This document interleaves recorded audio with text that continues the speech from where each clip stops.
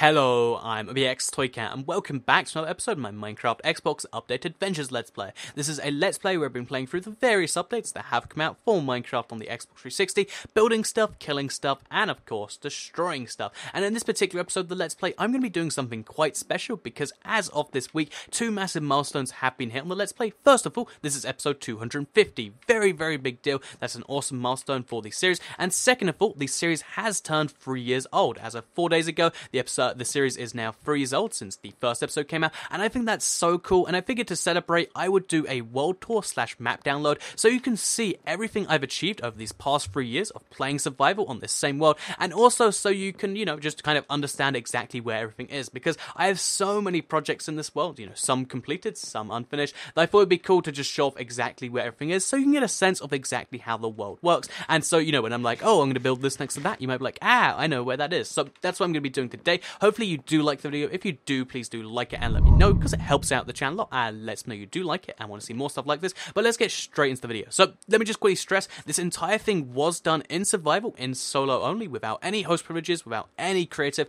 But for this video today, I am going to be using host privileges so that I can fly. This is because I've made a copy on the Xbox One, so I'm not ruining the original copy of the world. This is just a copy so I can show you it. It's kind of like I download the map from someone else. The original world is still done in survival only. Just going to state that now so people aren't like, Toycat, you say it's survival only, but I see you flying, for instance, just so you're entirely clear on that one. So with all of that said, let's get straight into the video by quickly explaining that I will be doing some then and nows, and I figured the most important one is where the spawn is. So you can always track where the spawn is because of the first bonus chest. This used to just be a basic island over here with like a forest over there, and now the world has changed so much, especially at the spawn, that it's really, really cool, because obviously there wasn't this psychedelic mushroom looking thing right here made out of birch and spruce wood, and also this was a giant kind of foresty area, and since then I've changed it so much. I made an animal farm and the thing there, and one thing you'll notice as we go along is I really like deforesting places.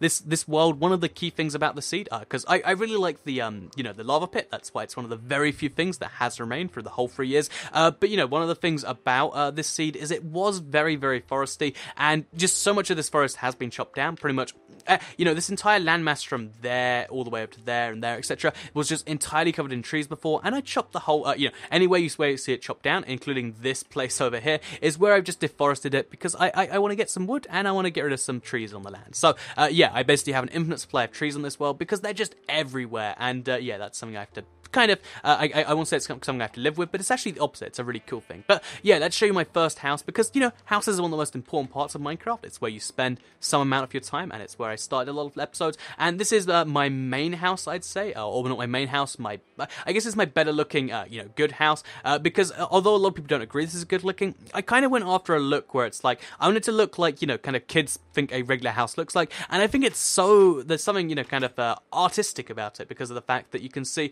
it's just got the 4 tiny little windows, it's got the wooden roof on the brick house, it's perfectly square, or not perfectly square, but it's like this, this perfect square that you do draw as a child, and I really, really like the kind of look of this thing. So, in case you're wondering what's inside here, because I don't spend that much of my time here, basically we have, in the roof, my little attic bed. It's a very, very nice. We have an ender chest, so I can jump onto the outside there. We also have all of my music discs and all my wool collection. I have a decent amount of both those things. We then have some of my diamonds. I think just, only like about 40 diamonds or so, which sounds like, I know it sounds like 40 diamonds is so much, but I actually have something like 2 and a bit stacks in my other chest. I keep 48 diamonds on me. I even have these diamond ore that I'm still waiting to, I'm going to collect like another 50 up and do them all at once, because I go mining so much below ground, whether it's destroying chunks, whether it's doing this stuff, that I just go through so many diamonds, and it's kind of a cool thing. I have lots of diamonds. It's one of the side effects of having been playing for 3 years and liking diamond mining. You end up with a lot of diamonds. It's just kind of one of the things you do. And then we have some chests here, but not really that many. And also, you might be curious as to what's in the basement. I haven't shown it in quite some time. Basically, I do have a roommate. He lives with me, and he is a villager. So basically, I wanted to have my basement be a village. Wait, here he is. There you go. So yeah, I wanted to have my basement be a village, so I converted a zombie villager into a villager, but all he really does is make noise and have a really, really bad trade that I just cannot afford and don't want to afford. So yeah, that's why this is in the basement, and why I kind of it's why I've kind of left it, because now I do have my own full village that I've created. Because when I created this world, NPC villagers did exist. That they only just started existing because this was TU5. That was brand new stuff, but they didn't generate villagers in. So I found some villages, and this village over here was empty, but there was no villagers inside it. And one of the things that I have done in this past last year since the last showcase, is I have entirely made this into a village farm, and you can see just how many villagers there are now. I don't know how many, but there's like 30 something, because I made a villager apartment building. So this is one of my favorite little builds that I've made, and basically allows the village just to expand this massively, and it also means that the village will just create iron golems, which is quite cool. And yeah, you don't want to mess with these guys, and also people keep telling me to make an iron farm. I do intend to do this, and I'll probably kind of mix it into this farm somewhere, but right now I'm just kind of content with my villager farm, because it's so cool just to see like, 20, 30 villagers running around. So yeah, that's just over here. Between here and where I just was with my house, I have the spawn building, like I mentioned. This is just meant to be if I do ever need to invite someone in here, then they're locked off and they can't join by accident, and then ruin everything, because trust players is off, so they can't get out there. Which is it's just something so I don't end up with the world destroyed and 10 hours of progress loss or something. That's just something important. And as you can see, it's just kind of a weird building right here. Although what I did want to have is like, if you were good enough, you could get out here, like parkour to keep you interested. This still hasn't really gone too far. You can see I've done a little bit of work here. So you go down a ladder, then you go down another ladder. I've done a little bit of work here, making some amount of challenges, but you can't place lava in here, which is something. And I do have a big cobweb maze here, which is kind of cool. But yeah, besides that, I haven't really done too much below here. There's so many projects in here where I like to work on what I'm enjoying. Sometimes I just lose sight of it and I stop doing it. That happens a lot of the time. But yeah, this is the spawn building. Next to the spawn building, we have the Bank of Toy Cat, one of my favorite little builds. It's guarded by an iron golem, because you can see he can't get out there, and basically there's only one way into the secret vault below, and you've probably seen it on videos, but I like to believe it's a little known secret. So even if you can get in the world, you can't get to my secret vault. But if you are wondering, we stand on the pressure plate, and then there's a little hole that appears here a few seconds after, and yeah, you get inside the vault of Toy Cat after you go through that. Through there, and then you're through here, and then it's hidden inside this block here. There's a fake chest here, and then hidden inside this block, there's actually a minecart chest. So yeah, I have 3 layers of security on my Bank of Toy Cat vault, and then if you head down here, you can see we're in the bottom of the mine here. So let's head out of the mine, because my mine system is so complex, you can end up lost in here for days. If you do download the map, I do warn you, like if you go down here, you're probably gonna get lost. You're probably gonna find a secret or something like that. And yeah, let's head from out here to the other building that's also here, because we've got the, we've got the spawn building, we've got my house, we've got my kind of mini house, we've got the Church of the Wither, which is where I fight the Wither boss. I realize there's so many things here, but we've also got the 2D firework and the 3D firework. This is just where I keep my firework stuff. I've got my level 4 beacon. It's not quite level 4 yet, I should say, but I'm working on this. It's going to be like one of the biggest accomplishments in this world. I'm looking forward to doing that. And yeah, then we've got the animal farm here, and the other 2 buildings, because these are more in-depth ones, we have the armory. As you can see, we've got 2 swords in front of an anvil. This is a building I really, really like, because it is, again, I really like the combination of like a 3D building looking like something, and some pixel art in front of it. So we have the armory, where you head in through here, and this is where I do my enchanting. It's where I keep my enchantments. I have like quite a few, these are my level 1 ones. I have quite a few enchantments that just didn't really make the cut. Actually, I've got Unbreaking. That's amazing. I should put that on a sword. But yeah, we have quite a few enchantments in there that I'm just kind of saving for stuff, as well as some level 1 enchantments. And in general, this is just where I do all my stuff. I have an entire chest full of... This is one of my biggest wastes of iron, because I wanted to have a chest full of every type of sword. So a chest full of stone, a chest full of stone... Oh, wow, that's actually a chest full of stone, a chest full of wood. I was going to do a chest full of diamond, but thank God I decided not to do that in the end. And yeah, I decided against that, fortunately. But yeah, this is the armory. It's where I keep swords, enchanting, and enchantments, and my anvil, of course. So yeah, this is this over here. I quite like the building, personally. And then just over here is the metro station and the Skyrail station. So they're obviously kind of the exact opposite of each other. But the Skyrail was the first way that I linked kind of this part of the world to the part of the world I have all my other stuff in. Because yeah, you might be like, Toy Cat, where's the insane sugarcane farm? Basically, I kind of separate the world into 2 major parts. There's kind of the more, building pixel arty side of the world, which is this, and then we kind of have the, the kind of farm and stuff inside the world. I guess you'll see what I mean a little bit as we go over them. But first of all, I need to cover this bit over here. So, yeah, we have the Skyrail. Then we got the metro down here, which I'll just show you the basic concept of, and we'll actually take that to where I'm going next. Because, yeah, the metro isn't actually railed up yet, but I do have this whole 2x3 tunnel sorted all the way along, and I've even done most of the red wool on the side there. That took so much wool. Because, yeah, I want to have, like, different lines on the metro that do different things. I think it's a cool enough idea anyway. But, yeah, let's head over to here, which actually is railed up, and there's even a minecart on there already. But yeah, if we head over to here and we head out at the sand entrance, because this is meant to be like, you know, each metro line's meant to cover like 5 or 6 stations. Basically, you can see this is my desert. So my desert isn't actually a desert anymore. And you might be like, yeah, of course, you took all the sand out, Toy Cat. You can't expect it to still be a desert after that. But basically, when this world was made, TU5, for a few updates after that, the biomes kept shifting around, and it means that what used to be a desert when it generated now isn't a desert. So it still rains here and everything. And I figure let's just convert this into a brand new biome entirely. I might make it, you know, a savanna biome. I might make it something else. But either way, this biome is going to go and change into something else. And to do that, I need to get rid of all the sand. And this is, you know, such a long, arduous process. And I've been doing quite a lot of work on it. You can see I made a decent amount of progress here. Like, there's a lot of work being done here. But yeah, this is my desert that's not going to be a desert much longer, and I'm just getting rid of it entirely. But I figure, even though it's going to be a fake desert, well, it's going to be a non-desert desert thing. It's confusing what I mean there. But even though because of that, I figured to keep its legacy as a desert, I would keep my cactus farm here, which produces something like a cactus a second or something like that. You might wonder, why a cactus farm, Toy Cat? And the answer to that question is, why not? And that's the answer to a lot of questions in this world. We also have a desert temple, which is one of my houses. It's kind of a cool one if you ask me. And then we also have a kind of another temple. This is meant to be like a little bit of a maze inside. I don't believe, it's not actually finished because I completed it on an episode, and then I think my Xbox crashed and I lost all the progress, and I've just been so demotivated that I don't want to do it again. But I think it looks kind of cool. I think if you're going to be building something in the desert, this is something worth considering. It's one of those builds where I try to just make something look how it looked in my mind, and it actually turned out looking pretty okay, if you ask me anyway. And then, yeah, we've got a pathway which heads through here, through the mountain, which is going to be a pathway which takes me all the way up to what's going to be the icy farm, because basically I like linking up the world to all the different places that there are. That's why I've got the third Skyrail bridge going over here. That's why I have, this little gravel pathway that's going to go from there to there. But with all this stuff, I've just got to make it all work. So this village right over here is a village which generated with a little bit of a glitch of it. I'm not sure how it happened, but you can see, like, along certain lines of the village, like, it kind of went up and down. And it's very, very, very bizarre because it happens in multiple places. I guess I must have only loaded in half the village at one point, then some later update I loaded in the other half. I really can't tell you exactly what it is, but yeah, it's just a ghost village because, like I said, when this world was first created, it was before there were, villages existed, but villagers didn't exist. And, yeah, that's kind of that right there. So, yeah, this village was nice, but that's all it really was. It was a nice thing to look at. There wasn't even chests in Blacksmith's, I believe. So, yeah, there's no chest in there. It was just empty. And that's kind of the saddest thing, because, the next update, they brought in all that stuff. And it's so sad to see a blacksmith without blacksmith chest, because that's kind of their entire function. But, yeah, it just didn't exist today, and that breaks my heart sometimes. So, yeah, this is my village over here. If we take the little thing over here, so I'll have to turn off fly to show this, but basically this is the fastest way to travel in Minecraft if you don't have fly on, because basically if we go through here, so we're sliding through here.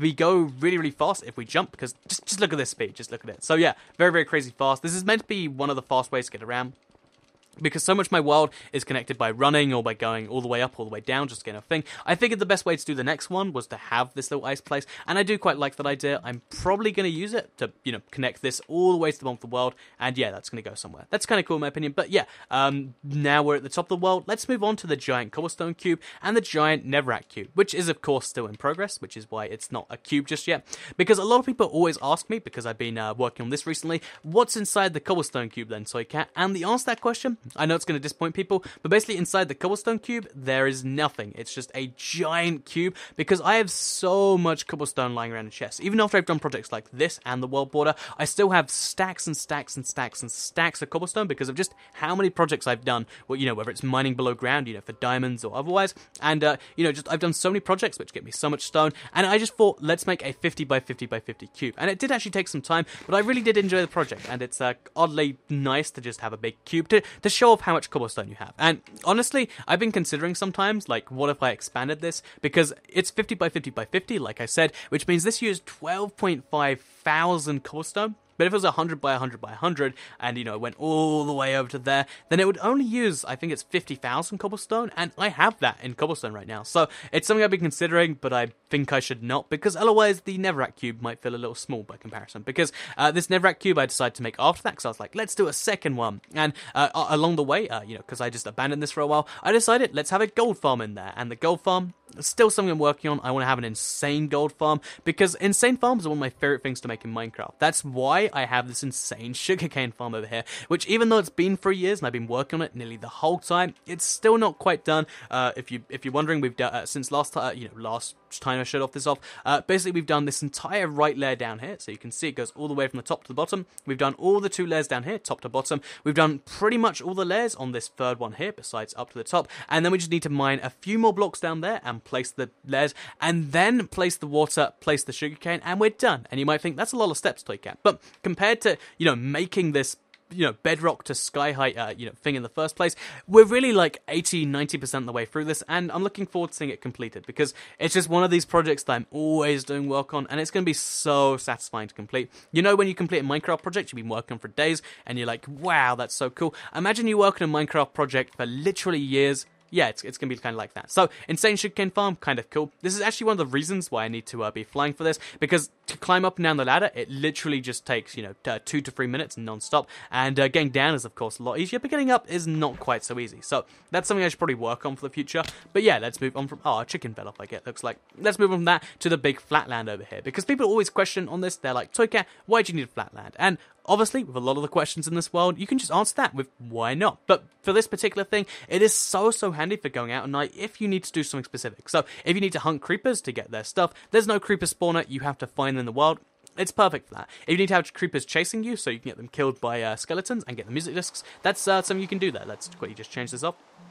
That's something you can totally do there. But the reason you need to make it flat, and the reason it needs to be so big, is so that you can walk backwards with creepers following you and not worry about walking into a hill, have them all blow up and do that. So yeah, this was just a really fun project to work on, especially compared to where this was when I first started the world. It's so crazy just how much progress has been made there, because this was just a little bit of a swamp with lots of varying layers. Now it's a flat land this big, and a lot of people question, like, Toycat, did you build the world in super flat? And yeah, I kind of take that as a testament of just how good this whole thing is. So, also in this same area is my first ever house.